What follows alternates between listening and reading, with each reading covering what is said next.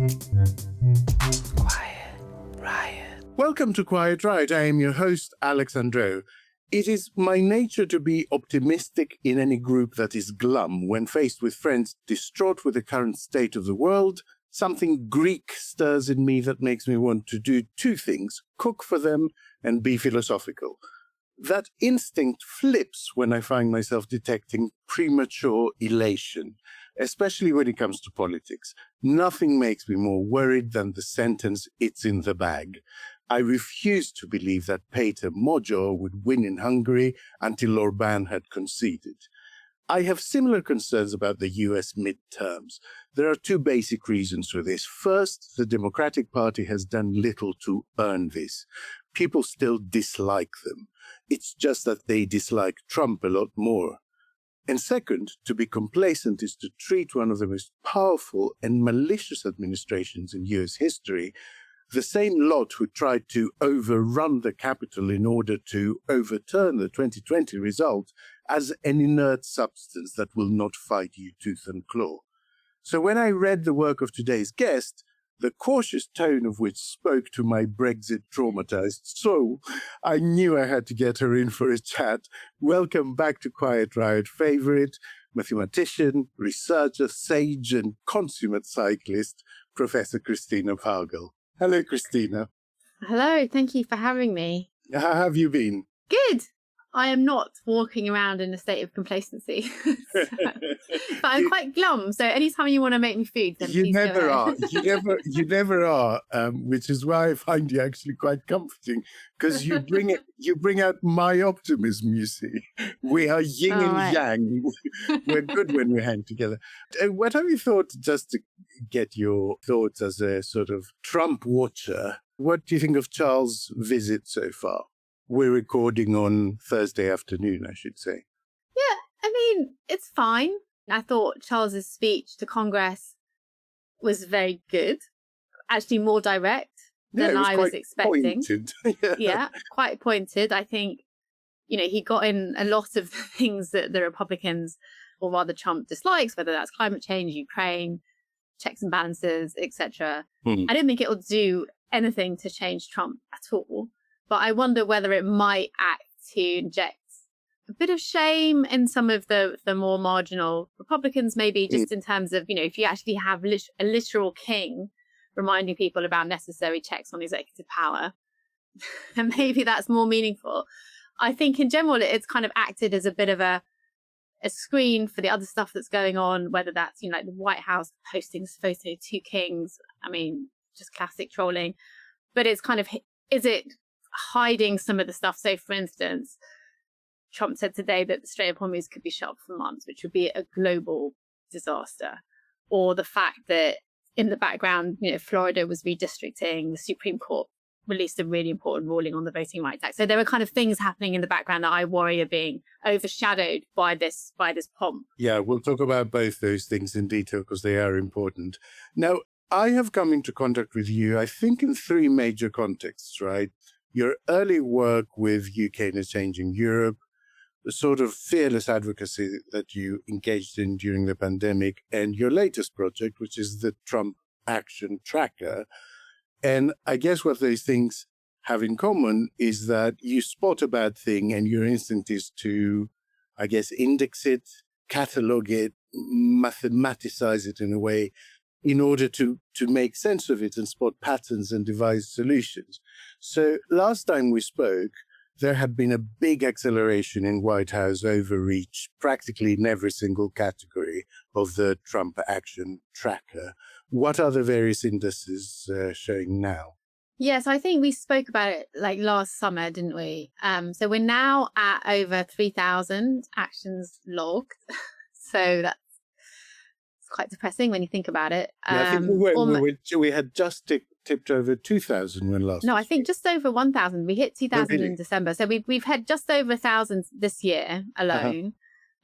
This month, about 200 new things logged, and I think it hasn't accelerated. So actually, the last 6 months have been pretty constant. 6 to 10 things a day, but you'd hope they'd be running out of things to do, but that isn't the case. And I think the four most common domains of authoritarianism that we've tracked things in is like just violations of democratic norms and the rule of law.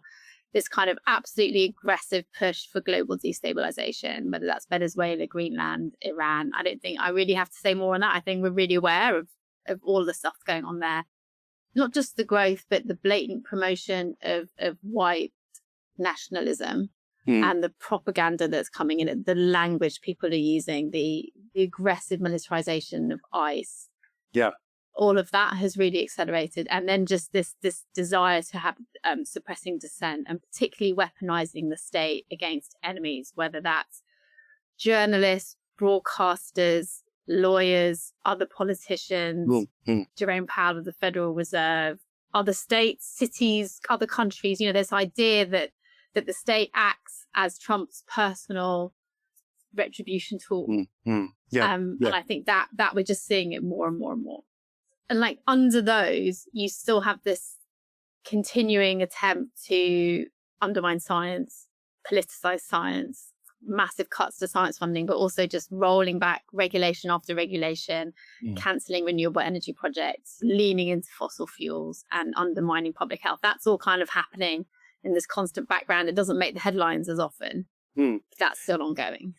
And in some areas, I sense, it's not across the board, but I sense that in some areas also resistance is softening. There is a kind of acquiescence. There is a sort of compliance without even being asked, just for a quiet life. You know, executive boardrooms seem to be knocking out gold memorabilia to make an appearance in the White House and sort of bend the knee and kiss the ring, as it were, which is quite worrying, I think, if you look at it as a pattern. I think people are thinking, oh, well, it's only 3 years. Yeah. Which I don't think it is, by the way, whatever happens to Trump. But I think this idea that we'll wait it out. There's also this real anticipatory obedience. So I was at some sessions on this. They were all kind of under Chatham House, so kind of secret rules. I can't say too much, but people from the US basically saying that, you know, Trump would tweet something, like say on diversity initiatives or whatever. And then the very next day, organizations would respond and start cancelling those things, but they're under no legal obligation to do so. And often those asks are illegal and they get overturned in the court. So actually lawsuits, about 80% of lawsuits against the administration have been successful, but people are still obeying. And part of it is this idea that they don't want to rock the boat. They don't want to draw Trump's ire because he's so vindictive. But also it's that people don't actually know their rights. People don't understand what defenses they have available. And so the people that are really carrying the can out in the US are the civil society organizations, people like the ACLU, the labor unions, and also grassroots campaigning, which we saw was incredibly effective in Minnesota and incredibly brave as well. Yeah. No, I see that. I see that completely. There's also kind of a terror of being the one outlier. So it's in a way, it's classic game theory. If you think that everyone will rush to comply, then you don't want to be Harvard University, the one that's kind of drawing the shots every single day, because you're the one that's standing out, so you comply without even having to. Let's get into the meat and potatoes of this conversation. You heard why current optimism about the midterms worries me. Why does it worry you? It worries me because I think people are operating under false assumptions. So currently, the prediction markets of Democrats at about 85% chance to win the House. The generic ballot is like Democrats +6. The biggest ever blue wave was in 2018, so in the middle of Trump's first term, when it was Democrats +9, where they won 40 seats, and had this big majority. So people are kind of thinking, okay, well, that's enough to go within the House. They're only 3 seats short now, right? So people are kind of assuming that's just it. But it assumes that you have free and fair elections. And the landscape between 2018 and now has massively changed. There is active voter suppression going on, both nationally and at state level. And you don't have to convince everybody. You don't have to, the Republicans don't have to become more popular. They just have to stop enough Democrats from voting, and then only in a few seats. So if you look at the latest detailed maps of Congress by, say, the Cook report, there are about 30, 40 seats that are the ones that are going to decide the House. Mm-hmm. You only have to stop some Democrats voting in enough of those seats to win the House. And so in that sense, I don't think the polls are actually that useful. And the House really matters. The Senate, I think, is out of reach. In that even if the Democrats win all of the competitive ones, they're still probably short by 1 seat. It's just not a good map for them this year. So the House is the only way we can really halt the really rapid democratic backsliding that we've seen. It gives Democrats control over legislation, over the budget. It gives them the power to hold an investigation. It gives them the power to start impeachment proceedings. It gives them a lot of power. And Trump knows this. That's why he's been urging the states to do everything they can to tilt things his way. That's why he wants to, as he says, take over the midterm elections. Like, he knows what's at stake. We talked a little bit about the sort of redistricting jiggery-pokery going on earlier, and you thought that the tit-for-tat was broadly done.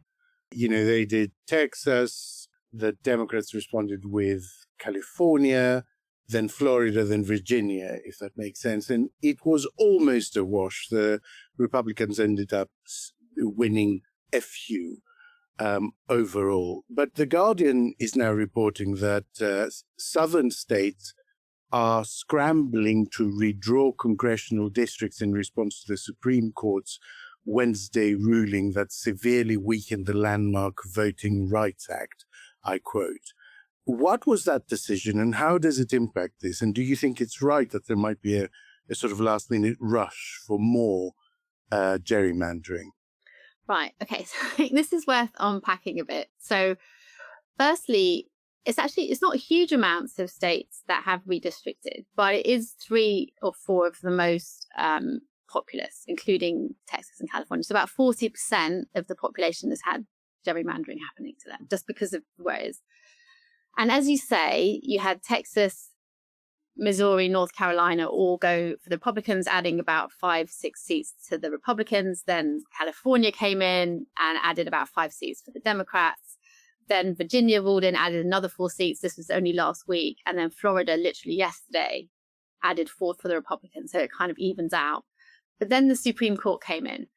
And what they did is, so the Voting Rights Act, which is civil rights legislation era, so, 60s, I think, basically says that you can't draw districts that discriminate against voters.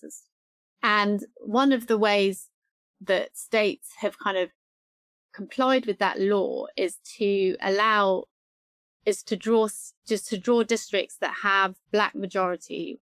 This is in the South, so it is Black majority districts. So the idea is that otherwise you could be disadvantaging communities. And this was also done in an era where there was a lot of voter suppression of non-white voters, and so on. And the Republicans have been trying to get rid of it because the African-American population overwhelmingly votes Democrat. What the Supreme Court says in response to a case brought by white groups in Louisiana is that this is unfair and breaches the equalities law, basically. Right. So it discriminates against white people. It's a form of positive discrimination. Yes. Basically. Yeah. So in Louisiana now, Louisiana has already enacted kind of legislation that is triggered by the Supreme Court ruling that will now give the Republicans an extra seat in Louisiana. And potentially you could end up with Louisiana having no Black majority districts in a state that's got a third Black population. So it's kind of a big thing. We should say it rigs an advantage, right? Seats cannot be won until the votes come in, and all things being even, it would do that. It's a massive advantage, though. And what I think is quite scary about the Supreme Court, so basically the ruling said, we're not dismantling the act, but you're saying that to use it, you have to prove that there's discrimination only because of race, not because they tend to vote Democrat. Because what the Supreme Court already did earlier, like earlier in Trump's term, is say that it's perfectly legal to gerrymander to give advantage to one party or the other, right? That's legal. So if the Republicans say, well, it just so happens that everyone's Black, but I did it because I want to help the Republicans, that's fine. But so what that means in practice, and this is quite mad in itself. I know, right? It is quite mad, but this is why the civil society groups in America are getting so upset about it, because they're saying, well, basically you can never do that because there's such a big overlap between race and who they vote for. It basically makes it impossible to get protection under that bit of the Voting Rights Act. So Louisiana will definitely now add a seat for the Republicans. Other states are looking at it. So like I think Mississippi and Tennessee both said they want to try and do it. But to be honest, time is running out for the midterms. They started their primaries. Some states have got early voting already. They can't really do it. It's a much bigger threat for the 2028 elections. So remember, in the US Congress, all congressional seats are voted on every 2 years. Every 2 years, yeah. Yeah. And there is time now for the other southern states to do it. And so various different organizations have estimated, but it could probably, by 2028, add anywhere between 12 and 20 seats to the Republicans, which could mean the House is out of reach to the Democrats almost every election from now on. So it's a massive, massive implication. It probably won't have a massive impact on these midterms because it's come too late. So this dash to redistrict is more about the election in 2.5 years' time rather than this. Yeah, it's Congress that's really affected, but also all the state level elections as well, which they have a lot of power within states. They have loads of elected positions in the US. And so it could have loads of kind of knock-on, unintended, but intended consequences that could tilt the playing field in all kinds of ways towards Republicans in these southern states. And what you're seeing is that some of the Democratic states, like Illinois, writing their own legislation to effectively enshrine the Voting Rights Act into their local elections, which is great. But it's the Republican ones that are going to do the gerrymandering against Democrats. So Quiet riot. Quiet riot. Is there an attempt at voter suppression in other ways too? So if you put the redrawing of boundaries to one side, which is a big one, are there other things going on too in terms of ID and, who can vote, intimidation, stuff like that? I mean, will people who look like migrants, for instance, or whose papers are not fully regularized, will they worry that ICE will be stationed outside every polling center? Is that going to have an effect? Since Trump's second term in 2025, there have been 31 new voter suppression laws enacted in 16 states. And they work in a variety of ways. So for instance, sometimes it's cutting early voting. So you're trying to restrict when people can vote. It's closing the polls early on the day, and they can close them in specific districts. So you might want to close them earlier in Democrat majority districts, for instance. It's changing rules to mail-in voting so that it has to arrive by election day. It can't arrive afterwards, regardless of when it's being posted. That's been shown to disproportionately affect Democrats because, for instance, the way the US Postal Service works is often slower in cities. It's not the same in the UK, but in the US, it's often like that. So there are things like that. It's citizenship checks. So some have instituted voter ID checks, for instance. And they're also doing voter roll purges. So all states have done that historically. So, you want to check that people who are on your election register are still eligible to vote. But now what they're doing is they're kind of doing mass purges. And people have shown that when you do those mass purges, you pick up a lot of people who are eligible. And it tends to be the people you pick up tend to be people with foreign names or who've moved around a lot. And what the really kind of horrible bit about it is you don't necessarily tell them that they've been chucked off. So you might not know until you turn up to vote, and then it's too late. And so that's kind of what's happening at the state level. Yeah, because effectively all those purges always target unstable lifestyles, basically. People who, rent and have to move every 6 months, people who are sofa surfing with friends, or people who are, in and out of the state, who work jobs that take them away. All those things come into play, don't they? Yeah, so it's those, but also naturalized citizens. So people who become American citizens are disproportionately targeted. And then one of the things that Trump's trying to do is do that voter roll purge everywhere in the US. So that's why the Department of Justice has demanded the voter rolls of every single state. Now, 29 states have refused. They're all being sued.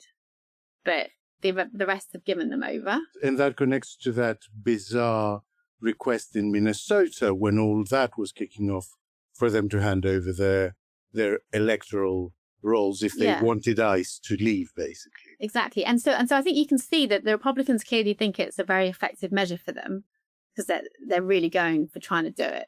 Can I ask for a clarification, Christina? So is he trying to to encourage all states to do it, or is he trying to actually do it at the federal level? What are we talking about here? I think they're going to try and do it at the federal level. Right. So some of the stuff they've done is really dark. So he did an executive order for the US Postal Service. And the executive order said that the US Postal Service, for when it posts out mail ballots, so, your postal vote, it has to check the person against a federally maintained list of citizens, which various civil society organizations have said is a very, very flawed list. And if you're not on that list, you don't get your vote. And you don't get told you're not getting your vote, you just don't get it. Now, that appears to be highly illegal, and it's very unlikely that actually will happen in time for the midterms. But you can kind of see the kind of things they're thinking of doing. How can we stop people getting their vote? Yeah. Introducing some sort of extra check at the federal level, meaning you double your chances of failing, basically, to get your ballot paper. Yeah. And the other thing it gives them is weaponry if they then want to challenge cases. I think, if there's a close result and they want to take it to court, I think they will be trying to weaponize those roles. I don't know exactly how, but I suspect that's what they'll do. Then obviously he's got his big SAVE Act, which is a voting act that's about voter ID to register. It's about stopping mail-in voting, stopping early voting, stopping mail votes after the election day and everything. That whole thing is more like the SAVE Act is interesting because it actually just restricts voting in general. It's not quite clear that it actually is particularly anti-democrat because, they say, a lot of Republican women change their name and would struggle to have ID. Their birth certificate won't necessarily match their name. So it's not quite clear what to do, but he definitely wants to do things like that. It's not going to pass before the midterms because it needs a filibuster, so they're not going to do that. But I think one of the things that really will happen is they will put ICE agents at the polls. Bannon's talked about it. Other Republican leaders have talked about it. It's quite clear, I think, that they are trying to normalize ICE agents on the streets of democratic cities. And they don't have to do it everywhere. They only have to do it in some places. And about a third of the most competitive House districts have at least 40% minority populations. So you're thinking, what would we know that ICE agents detain citizens. So it's kind of, how much is that going to depress the vote? So there is some evidence that in African-American majority districts, having police enforcement at the polls massively depresses turnout. Yeah. It's not, we've never had ICE at the polls, so we don't know what the impact's going to be. But I think they are certainly going to try it. They will find a reason to put ICE agents on there. And I think part of that continuing narrative that you see from Trump and other Republicans of constantly talking about voter fraud, constantly linking voter fraud with illegal immigrants, which he does on True Social every week, is a way of saying, to stop this, I'm going to have ICE agents at the polls. That's what they're building up to.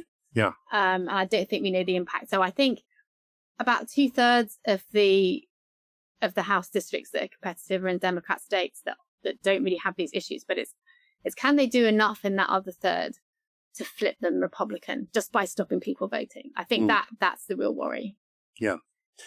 You've been also tracking the sort of weaponization of the court system more generally, the redrawing of boundaries and voter ID and suppression issues aside. It's been quite interesting to watch because it hasn't all gone Trump's way, even though he has sort of stuffed the courts with his people all the way up to the Supreme Court. Actually, the judicial system has, from a low bar, admittedly, because no one else is doing anything, but they have resisted him on some stuff. If you're thinking about kind of the three checks on each other under the US Constitution, it's the president, Congress, and the courts. Congress has done nothing. Just absolutely not on the pitch. Yeah. Congress has abdicated its powers to the president, but the courts are holding, particularly the lower courts. The Supreme Court, less so, but it hasn't all gone Trump's way. There is a big disconnect when you look at studies. There's a big disconnect with the number of lower court decisions that the Supreme Court is overruling.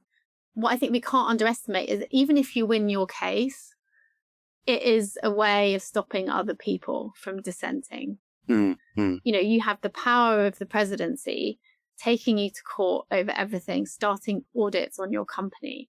Look at someone like James Comey. They indicted him once, took him to court. They lost. They've done it again on a completely spurious charge. But he now has to find the defense. It affects his businesses. It affects your livelihood. Who else is going to put their head above the parapet when you know that's what's going to happen to you? And I think that's really scary. And I have to say, I remember you almost 2 years ago talking very specifically about this thing that not many people were paying attention for, which was this connective tissue that the White House was forming with law firms, with big law firms, to say, if you collaborate with us and don't take this kind of case, we'll give you loads of work. And you were really worried about it at the time and thought it was kind of going under the radar. And we're sort of seeing that now really bloom, aren't we? Because they have just an extraordinary capacity to sue everyone. The number of lawsuits that the government is bringing against people and organizations has just ballooned. And it's become much more trigger happy. So, like now, New York Times publishes a poll they don't like, I'm going to sue you. You say one bad thing about the Warner One, I'm suing you. You say one bad thing, you need to be fired. It's very quick off the mark. And I think the other thing is now they've replaced the Attorney General, Pam Bondi, with Todd Blanche. Like, he actually says that Trump had a right and a duty to direct federal probes into his enemies. I mean, that's what he said. I mean, you've completely lost even the pretense of what you're doing. It's out there front and center. And you also have now that Trump has basically said, I'm going to issue a blanket pardon for anyone close to me. Do what you like, guys. I'm going to pardon you before I go. Yeah. There's even talk of actual damages being paid to the people who were convicted for January the 6th and were then pardoned by Trump. And Todd Blanche has not replaced Pam Bondi, and I think that's important too. He's auditioning to replace Pam Bondi, so he's the acting Attorney General. Yeah, he's the acting one. But Trump is, he's got street smarts like that. He has low cunning, and he will know that keeping him in that position where he's auditioning for him means that he will be even keener to prosecute anyone and everyone that Trump wants him to. And the other kind of really important role of the DOJ is their role in relitigating close losses. So, for instance, they've already established an election integrity task force, which are basically, they're already premised on the fact there's going to be loads of voter fraud, which there won't be. We're going to find it. They have taken a different department that was full of 30 people for having free and fair elections. That's now just 6 people. And ProPublica said that 75 career election officials have been fired and replaced in 2020 election deniers. I mean, they are setting themselves up to seize ballot boxes, to seize infrastructure, to put partisan people in charge of overseeing votes, and then basically overturning a close win for the Democrats. So that's the other thing that I think is very possible to happen. And then it really depends on how the courts hold. Quiet riot. Quiet riot. Last question on this issue. You mentioned the Comey indictment. There's the Kimmel, the Jimmy Kimmel feud has blown up again. Meanwhile, we're seeing him reward the people that he considers loyal. And I wonder if there is any way to track or note whether that carrot and stick is leading to a sort of suppression of criticism of the president in the first place. Like, it seems to me that the media, even the very sort of progressive-leaning bits of the media that I follow quite closely, are quite a bit more measured in any criticism of the level on the White House. I agree with you. I suspect there is, but I'm not sure. You don't have the counterfactual. You don't know what they would write. Yeah, you can't quantify it. No, and American, the American newspapers have always been very both sidey about everything. So it's kind of hard. They are quite different to the UK, I think, in that way. Yeah. I mean, so having said all of that, what do you think are the GOP's chances of pulling off a midterm win? And is there anything that Democrats and voters can do to counteract those actions? So my personal feeling at the moment is that instead of it being, 80-85% to Democrats, I think it's much more like 50-50. And that includes the chance of using litigation to overturn close results. I think there is so much actually that voters can do. One thing that will help them is if Trump gets ever more unpopular, his popularity ratings going down all the time. There comes a point when the wave is so big that no amount of rigging the playing field can overcome it. Hungary. Right? If you have if you have a tidal wave of opposition, you can't rig your way out of it. Yeah. So we're talking turnout. Turnout is really important. Yeah. I think in America specifically, it's about helping organize early voting wherever possible, vote in person where possible. Don't rely on mail, particularly if that's more liable to legal challenge. Check that you're registered now. Don't wait until closer to the time when it might be too late. Just check you haven't been purged. Volunteer as kind of poll watchers, election workers. There's that kind of civil society organizing, help other people to vote, support legal defense infrastructure.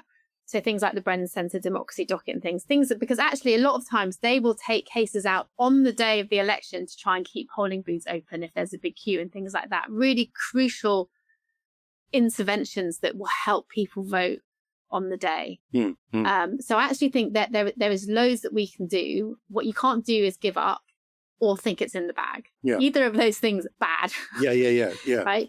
This is the chance to halt the Democratic backsliding. And I have to say, the second part of that, historically, the Democratic Party is good at, like their ground game for getting the vote out, for protecting vulnerable voters, for, getting the early vote in person where needed, etc. Like they have a good history of that, don't they? Yeah.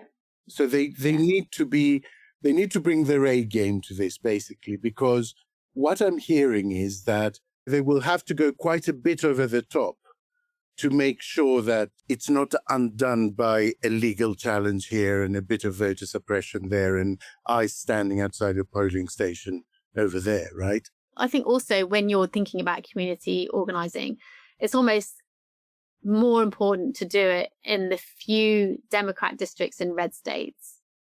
Like those are the ones that are vulnerable, or some of the key flip districts in Republican states, right? So you don't want to, I mean, yes, of course you want really big turnout in California, but you actually really need to start mobilizing people, in Florida and Georgia and in Louisiana, Texas. You really need to make sure that as many Democrat voters as possible make it have their vote counted. And there are some historical examples. It doesn't always happen, but there are some examples where action causes a disproportionate reaction. So the attempt to gerrymander or suppress vote actually galvanizes the base of your opposition and boosts the turnout and has the sort of opposite effect. That has happened sometimes.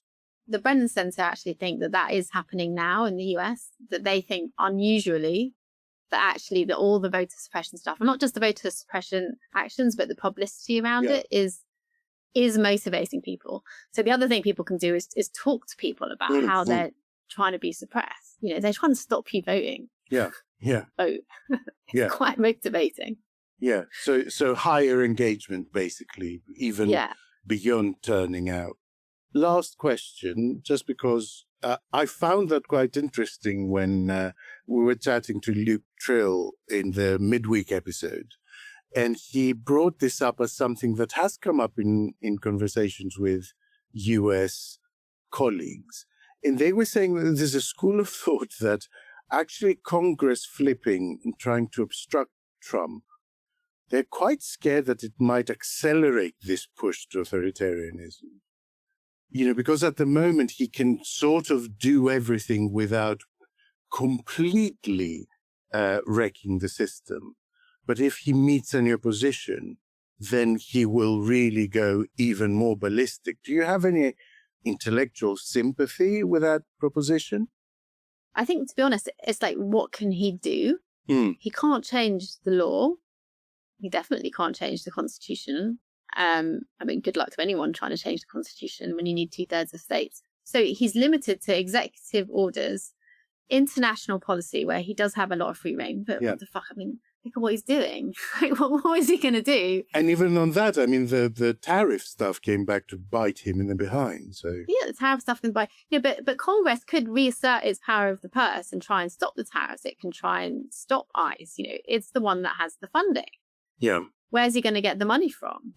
So far, the Republicans have let him raise money that way, but you don't have to. If he goes more extreme, then what are we talking about? Are we talking about him taking the army and asserting things?